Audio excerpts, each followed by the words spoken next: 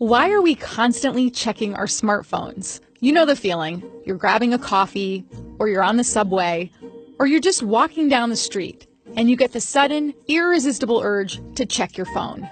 I'm guilty of this too. And I try to justify it by saying I work in the news, so I have to get all those notifications, right? Except that's not a very good excuse. The real reason why we check these things so often is more complicated than that. Larry Rosen, who co-wrote the book The Distracted Mind, says it's important to first understand the difference between smartphone addiction and smartphone obsession. A smartphone addiction comes down to pleasurable rewards.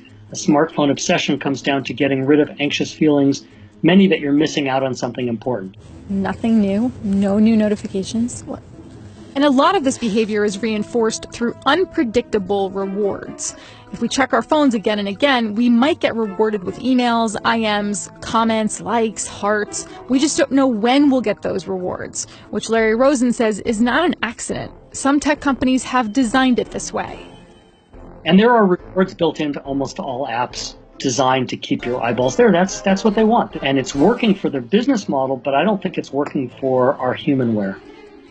Another reason why we check our phone so much? It's fun. Look, he viewed my Instagram story.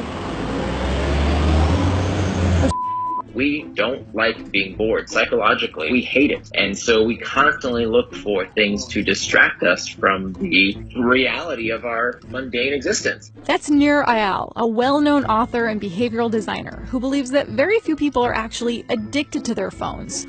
More like they've just formed bad habits. All of these things combined contribute to us checking our phones again and again, nearly 50 times per day, according to a survey conducted by Deloitte. And more than a third of us even check our phones in the bathroom. So why is this such a bad habit to have?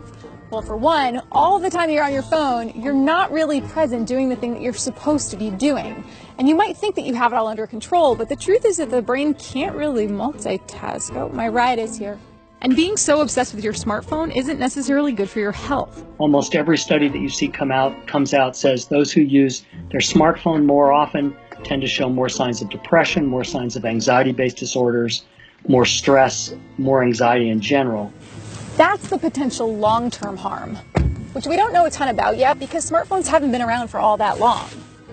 But distractions from smartphones can also be dangerous more immediately, like when you're operating a moving vehicle. So what can you do to help curb your smartphone habit? The first thing, turn off your notifications. Seriously, just do it.